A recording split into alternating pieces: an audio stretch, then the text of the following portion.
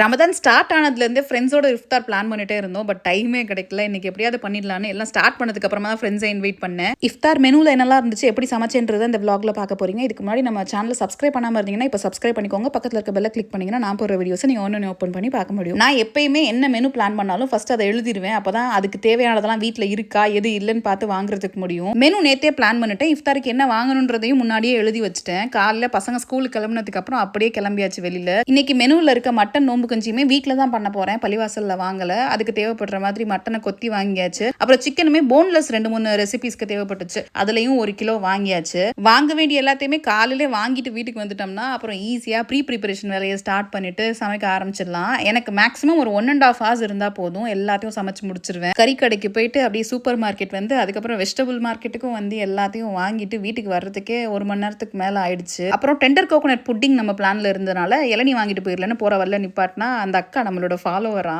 ரொம்ப சந்தோஷமா நீங்க அம்புட்டு ருசி தானே அப்படின்னு கேட்டாங்க. இப்பெல்லாம் சோறுக்கு சொர்க்கமான்னு கேட்கறது தாண்டி அம்புட்டு ருசியான்னு தான் கேட்கறாங்க. அதுவே எனக்கு ரொம்ப சந்தோஷமா இருந்துச்சு. வீட்டுக்கு வந்ததுமே ஊற வைக்க வேண்டியது எல்லாத்தையும் ஊற வச்சிடலான்னு ஃபர்ஸ்ட் நோம்பு கஞ்சிக்கு 50 கிராம் பாசிப்பருப்பு, 125 கிராம் அளவுக்கு சீரக சம்பா குருணை. பச்சரிசிலையும் பண்ணலாம், பட் சீரக சம்பா குருணையில பண்ணும்போது நல்ல வாசமா இருக்கும். 2-3 தடவை தண்ணியில நல்லா அலசிட்டு அதுக்கப்புறம் 1 மணி நேரத்துக்கு ஊற வச்சிடலாம். 1 மணி நேரத்துக்கு அப்புறம் அப்படியே நம்ம நோம்பு கஞ்சியை பண்றதுக்கு ஸ்டார்ட் பண்ணிடலாம். இன்னொரு சைட்ல 50 கிராம் அளவுக்கு சம்பா கோதுமை ரவை, 25 கிராம் அளவுக்கு பாசிப்பருப்பு, 25 கிராம் மைசூர் தால், 25 கிராம் அளவுக்கு கடலைப்பருப்பு, 25 கிராம் உளுத்தம் பருப்பு, 25 கிராம் துவரம் பருப்பு, இது எல்லாத்தையும் சேர்த்துட்டு தண்ணியில பருப்பு நல்லா அலசினதுக்கு அப்புறமா ஒரு 2 மணி நேரத்துக்கு ஊற வச்சிடலாம். இன்னைக்கு நான் செய்யற இந்த ஹலீமோட அளவு தாராளமா 5-6 பேர் சாப்பிடலாம். நோம்பு கஞ்சிக்கு மசால் வடை பெஸ்ட் காம்பினேஷன். அதனால ஒரு சைட்ல கடலை பருப்பையும் ஊற வச்சாச்சு.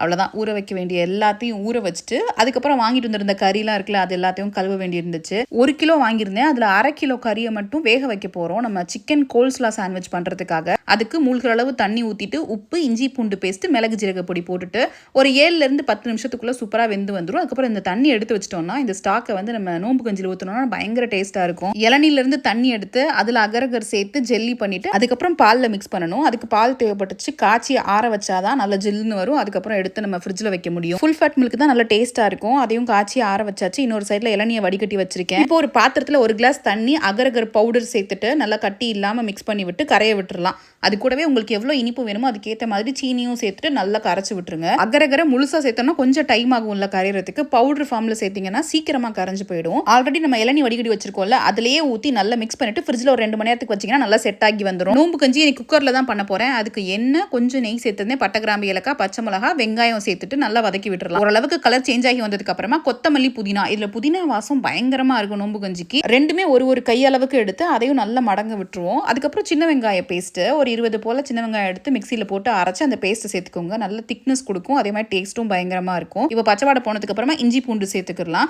இஞ்சி பூண்டு ஒரு 2 டீஸ்பூன் அளவுக்கு சேர்த்திருக்கேன். அப்புறம் தக்காளி பழம் வந்து ஒரு 3 மீடியம் சைஸ் சேர்த்திருக்கேன். அதையும் சேர்த்துட்டு கொஞ்சம் உப்பு போட்டோம்னா சீக்கிரமா வதங்கி வந்துடும். நோம்பு கஞ்சியுமே ஒரு 5-6 பேர் குடிக்கிறதுக்கு எவ்வளவு வேணுமோ அதுக்கேற்ற மாதிரி தான் ரெடி பண்ணிக்கிட்டு இருக்கேன். 100 கிராம் அளவுக்கு மட்டன் கீமா வாங்கி வச்சிருக்கேன். அது அந்த மாதிரி வடிகட்டியில போட்டு அலசினீங்கன்னா அது வேஸ்ட் ஆகாது. அப்படியே நம்மளுக்கு இருக்கும். கழுவுறதுக்கும் ஈஸியா இருக்கும். கைமாவை நல்ல குட்டி குட்டியா கொத்தி வாங்கிருங்க. அப்பதான் எல்லா வாய்க்கும் கிடைக்கும். அதுக்கப்புறமா காரத்துக்கு ஏற்ற மாதிரி மிளகாய் தூள் நான் 2 டீஸ்பூன் சேர்த்திருக்கேன். மல்லித்தூள் 1 டீஸ்பூன், மஞ்சள் தூள் 1/4 டீஸ்பூன், அது கூடவே கரம் மசாலா 1/4 டீஸ்பூன் சேர்த்துட்டு திரும்பவும் உப்பு சேர்த்து விட்டுறலாம். உப்பு சேர்த்துட்டு நல்லா மிக்ஸ் பண்ணி விட்டீங்கன்னா அந்த மசாலால வந்து எண்ணெய் பிரிஞ்சு வரணும். அது வரைக்கும் அப்படியே சிம்மில் விட்டுருங்க. அந்த தக்காளி, வெங்காயம் எல்லாமே வதங்கி மடங்கி வரும். நம்ம பள்ளிவாசல்ல வாங்கி குடிக்கிற கஞ்சியை விட இது குடிக்கிறதுக்கு அம்புட்டு ருசியா இருக்கும். கண்டிப்பா இதே மாதிரி ட்ரை பண்ணி பாருங்க. இப்போ அந்த தக்காளிலாம் நல்லா மடங்கி வந்துருச்சு இல்லையா, தண்ணி ஊத்த போறோம். நம்ம அரிசி பருப்பு சேர்த்து 1 கப் இருந்துச்சுன்னா மொத்தமா 8 கப் தண்ணி ஊற்றணும். அதுதான் அளவு. அரிசி பருப்பெல்லாம் சேர்க்கறனால சீக்கிரமே திக்காகி வந்துடும். அதனால தண்ணி கொஞ்சம் அதிகமா இருந்தால் தான் கரெக்டான கன்சிஸ்டன்சில நம்ம எடுக்க முடியும். இப்போ தண்ணி நல்லா கொதி வந்ததுக்கு அப்புறம் ஆல்ரெடி 1 மணி நேரம் ஊற வச்சிருந்தோம்ல அரிசி பருப்பு, அதை சேர்த்துட்டு அது கூடவே ஒரு 10 நிமிஷத்துக்கு ஊற வச்சிருந்தேன் 1 டீஸ்பூன் அளவுக்கு வெந்தயத்தை தண்ணியில. அந்த தண்ணியை அப்படியே ஊற்றி விட்டுட்டு விசில் போட்டு விட்டுறலாம். அரிசி பருப்புலாம் ஆல்ரெடி ஊறி இருக்கிறனால சிம்மில் வச்சு ஒரு விசில் வந்தாலே போதும். அதுக்கப்புறமா தேங்காய் பால் ஊற்றிடலாம். 1, 2, 3 பால் சேர்த்து 3 கப் அளவு இருந்துச்சு. அதையெல்லாம் ஊற்றி நல்லா மிக்ஸ் பண்ணி விட்டு ஒரு கொதி வர வைக்கலாம். கடைசியாக கொத்தமல்லி போட்டு இறக்கிடலாம். கலரை பார்த்தீங்களா அவ்வளோ பர்ஃபெக்டாக வந்திருக்கு. என் பையனுக்கு நோம்பு கஞ்சி ரொம்ப பிடிக்கும். ஸ்கூல் விட்டு வரவும் ஒரு கிளாஸ் வாங்கி குடிச்சிட்டாரு. தண்ணி ஊற்றும் போது அந்த சிக்கன் ஸ்டாக்கும் ஊற்றிருந்தேன். கடைசியாக அந்த கொத்தமல்லியும் போட்டு இறக்கியாச்சு. இப்போ இன்னொரு குக்கரில் சிக்கன் ஹலீம் பண்ணிடலாம். அதுக்கு 1/4 கிலோ போன்லெஸ் சிக்கன் எடுத்திருக்கேன். அது கூடவே ஊற வச்சிருந்த அந்த பருப்பெல்லாம் இருக்குல்ல, அதெல்லாம் சேர்த்து இஞ்சி பூண்டு பேஸ்ட் ஒரு 2 டீஸ்பூன் அளவுக்கு சேர்த்துட்டு காரத்துக்கு ஏற்ற மாதிரி மிளகாய் தூள் 2 டீஸ்பூன் சேர்த்திருக்கேன். 1 டீஸ்பூன் மல்லித்தூள், 1/4 டீஸ்பூன் மஞ்சள் தூள், 1/4 டீஸ்பூன் அளவுக்கு கரம் மசாலா, கூடவே ஒரு சின்ன துண்டு பட்டை, 2 ஏலக்காய், 2 கிராம்பு, ஒரு கையளவு புதினா, ஒரு கையளவு மல்லி, இது எல்லாத்தையும் சேர்த்து தேவையான அளவு உப்பையும் உப்பையும் போட்டுட்டு 3 கப் அளவு தண்ணி ஊற்றி விசில் போட்டு விட்டுறலாம். ஒரு 10 விசில் வரட்டும். ஹலீம் மேலே போடுறதுக்கு வெங்காயம் பொரிச்சது வேணும்ல, அதுக்கு எண்ணெய் கொஞ்சம் நெய் போட்டு வெங்காயத்தை 2-3 பொரிச்சு எடுத்து வச்சுக்கலாம். இப்போ மசாலா வடைக்கு 1 டீஸ்பூன் அளவுக்கு சோம்பு, 3 4 பல்லு பூண்டு, காரத்துக்கு ஏற்ற மாதிரி காஞ்ச மிளகா ஒரு 4 சேர்த்துருக்கேன். அது கூடவே ஊற வச்சிருந்த கடலைப்பருப்பு எல்லாத்தையும் சேர்த்து பல்ஸ் மோட்ல குறைன்னு அரைச்சு எடுத்துக்கணும். ஊற வச்ச பருப்பு கொஞ்சம் தனியாக எடுத்து வச்சிருந்தேன் அது, அப்புறம் பச்சை மிளகா, நல்ல வாசத்துக்கு கொத்தமல்லி, புதினா, அது கூடவே தேவையான அளவு உப்பு, வெங்காயம் எல்லாம் போட்டு எல்லாமே ஒன்னோட ஒன்று மிக்ஸ் ஆகிற மாதிரி நல்லா பிசைஞ்சு விட்டுக்கலாம். அவ்வளோதான், வடைக்கு மாவு ரெடி ஆயிடுச்சு.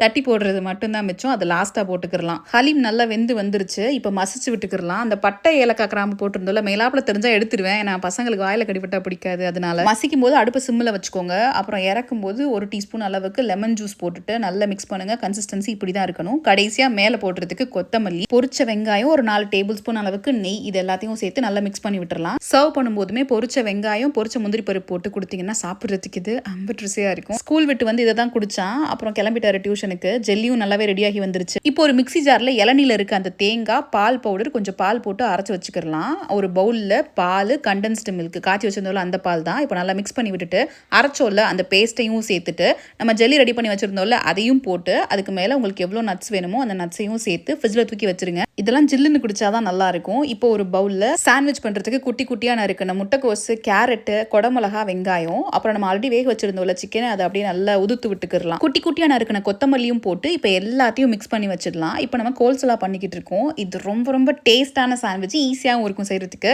அதுக்கு மேல சில்லி ஃபிளேக்ஸ், ஆரிகானோ, அப்புறம் மிக்சடு ஹர்ப்ஸ் சேர்த்திருக்கேன். 3 டேபிள் ஸ்பூன் அளவுக்கு மயோனைஸ், 1 டேபிள் ஸ்பூன் அளவுக்கு ஃப்ரெஷ் கிரீம் ரெண்டையும் சேர்த்துட்டு உப்பு, அது கூடவே மிளகு ஜீரக பொடி மட்டும் சேர்த்து மிக்ஸ் பண்ணிட்டீங்கன்னா கோல்ஸ்லா ரெடி ஆயிடும். சிக்கன் கோல்ஸ்லா.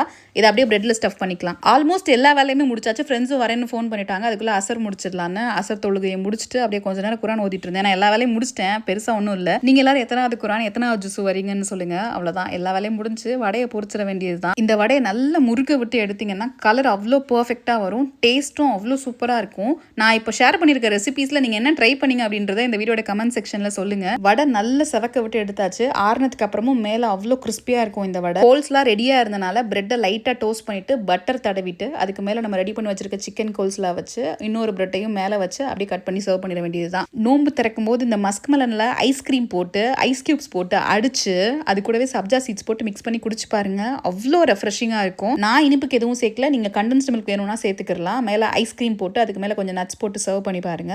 அவ்வளோ என்ஜாய் பண்ணி வீட்டில் குடிப்பாங்க. இதை 6:20க்குலாம் எல்லாத்தையுமே செட் பண்ணியாச்சு. ஃப்ரெண்ட்ஸும் வந்துட்டாங்க. ரொம்ப ரொம்ப சிறப்பாக இந்த இஃப்தாரை முடிச்சோம். நீங்க எப்படி ஃப்ரெண்ட்ஸோடவோ ஃபேமிலியோடவோ பிளான் பண்ற இஃப்தார் அல்லது சகருக்கு என்ன சமைச்சிங்கன்றதை கமெண்ட் செக்ஷன்ல சொல்லுங்க. இப்போ அடுத்த வீடியோல பார்க்கலாமா? வீடியோ பிடிச்சிருந்தா லைக் பண்ணிட்டு உங்க ஃப்ரெண்ட்ஸ் எல்லாருக்கும் ஷேர் பண்ணுங்க. மறக்காம நம்ம சேனலை சப்ஸ்கிரைப் பண்ணாம இருந்தீங்கன்னா சப்ஸ்கிரைப் பண்ணிக்கோங்க. பக்கத்துல இருக்க பெல்ல கிளிக் பண்ணீங்கன்னா நான் போடுற வீடியோஸ் நீங்க ஒன்று ஓப்பன் பண்ணி பார்க்க முடியும். ரீசெண்டா நம்ம யூடியூப் சேனல்ல 6 lakhs plus சப்ஸ்கிரைபர்ஸ் ரீச் ஆயிருக்காங்க.